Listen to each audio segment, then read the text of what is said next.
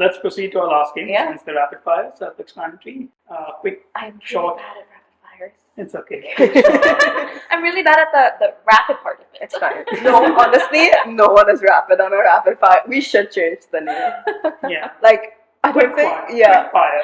Like we're firing the questions quick. We take it time. Yeah. Just like short question. Yeah.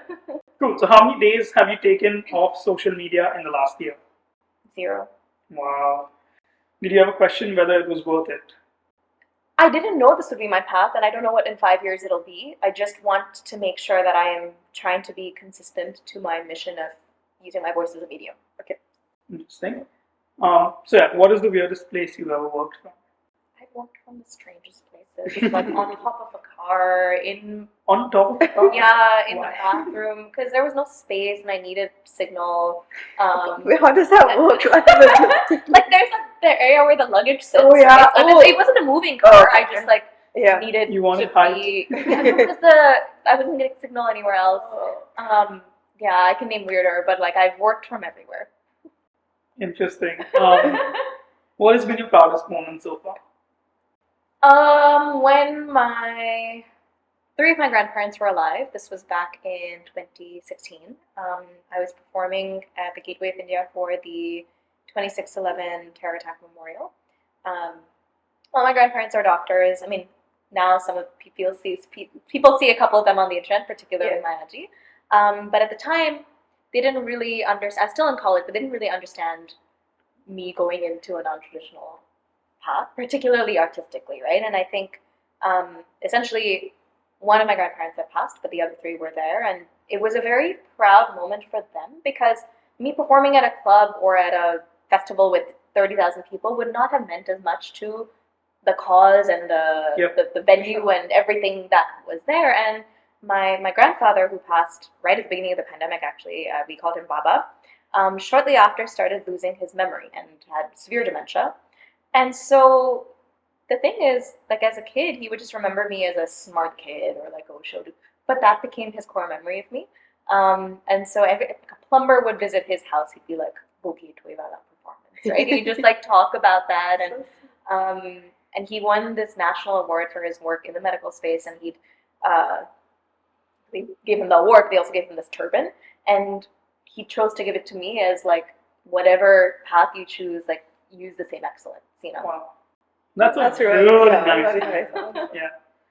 What is the one time you felt like you let your audience down? I really hope I haven't let them down. I think I had a situation a couple of years ago where I was severely memed and trolled and, on all of these reaction pages and things. And I wouldn't change what I did, but I think I was already going through a tough time myself, so it was harder for me to protect my community from other people. And when you have people who are just out to get you, and if someone's discovered you from a meme page, right, and in a way that people have said nasty things about you, they're going to come and in their anonymous way of trying to release their insecurities, say certain things. And it really angered me that there were 28-year-old jobless men arguing with 13-year-old girls and making their lives uncomfortable. And so I wish that I'd had it was hard to have foresight, but I wish that I'd had stronger community tools at that point to just protect our community, because I think there were people who, for example, say might have been defending us or saying certain things, and because of the trolling they were receiving by doing that, might have been less inclined to be as engaged. Interesting. What is the scrappiest thing you've done to build your digital presence? I mean, everything is jugaad in this world. Everything is scrappy and like experimental. I cannot pinpoint one thing for you. That's fine. I love that you use the word jugaad. Like whenever any guest asks, like, what do you mean by that? Change the Change question. I'm always like, what's the most jugaadu thing you've done? And that's like, you got it yourself. What's your favorite brand to collaborate with? I don't know if I have a favorite brand, to be honest, but I do like collaborating with a lot of ed tech and health tech brands. I think particularly in India, a lot of them are doing really impactful work. And so I think those are some of my favorite types of collaborations.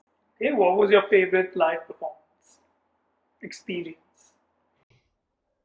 I think it was early on. This was in 2018 so in different cities in Mumbai, in India, they organize like township festivals. So there's the Worli Festival, there's, a few others. So Malad also does one, and it's called Malad Masti. And this is back in 2018, where I didn't have a presence online, right? So I was asked to perform, and it was 30,000 people. What was really cool was they didn't, because it was short, but they didn't allow food and certain kinds of essentially single-use plastic because they didn't want to litter. I think the reason that performance was really cool is because it was the first time I would sing something and I asked them to sing it back, and hearing that many people sing something back to you was just insane, right? And I appreciated the general, because sometimes I've performed at many festivals since, and the culture can be very chaotic. I think because this was also organized by the local government official, there were other regulations. But essentially, when everything broke, I was heading back to where I was heading. I think it was I was on stage, so people assumed I was known, so they were all, kind of semi-mobbing me. That was my first bodyguard experience as well, like a human chain. But what was really cool was literally the organizers were like, hey, make sure women and children get home safely. There was a line of people calling down, hailing autos and, share autos, cabs, and making sure people got in. And you don't have to do that, but that cultural norm that was created was beautiful. Interesting. What is your own favorite song? And what's your favorite song from another artist? I get the question. I think one of my most, they're all honest, but I think one of my most honest songs is a song called Give Up, that I released a couple of years ago. And yeah, I think that is the song of mine that when I'm feeling in those emotions can make me emotional too. So I think therefore I enjoy it the most. And what is my favorite song from another artist? That is like such a hard question. If you give me an artist, I can tell you my favorite song from their catalog. Okay, one of your top artists. Also a very difficult question. A comfort song. Yeah, I'm trying to think. Well, I guess since I'm in the zone, it's not necessarily a comfort song, but another song that I cry to is, have you heard To Build a Home by Cinematic Orchestra? No, it's beautiful, and yeah. Not my favorite song doesn't mean that it's the one I cry to, but it invokes a lot of emotion in me. All right. What is the most you have spent on a music video? I think collectively 4 lakhs. Okay. And do you prefer books or podcasts? Both and neither. What I mean by that is I love both, and I know that it's hard for me to stop, so I don't read as much anymore, because a lot of people, for example, the only time I would have to read is before bed, and then I would just stay up reading and be obsessed with it. So there's, I avoid that habit now. And with podcasts, I think podcasts are a little bit easier to listen to, but again, if I'm really invested, I'll want to keep listening. So I try to do both in moderation. But to be fair, I've listened to more podcasts than I have read books in the last year, so I would have to say podcasts. Okay. iPad or notebook? I don't own an iPad, so notebook. Okay. Are you a morning person or a night owl? At the current moment, I need sleep person. I used to be such a morning person when I was in school, even college. I just think the nature of the industries that I'm in, with a lot of the late night, events and things, have shifted that. And then COVID really messed that up for me, because I was finishing up. I don't know where you were when you were finishing up college in London. Were you in London or were you here? I came back in March. Like we came back in March. Yeah, same. So I came back in March as well, and I was sleeping at 9 a.m. because US time, right? So I think since then, my sleep schedule has really taken a toll. As someone who would have much preferred to like get up at 3, 4 a.m. I don't remember the last time I did that, unless I had to for a flight or a shoot. For example, last night, don't follow this at home, kids, but last night I had a shoot that went super late, and then I had a lot of like a deadline of work to finish, so I slept at 2, but then I had to wake up at 6:30 because I could have canceled, but I had committed to playing a badminton tournament in the morning, so yeah, I need to take a nap today. Another shoot of mine got canceled, so I've scheduled nap in my calendar. Yeah, there are times when I do that with this. Yeah. This is so comfortable. I was like, this is so cozy.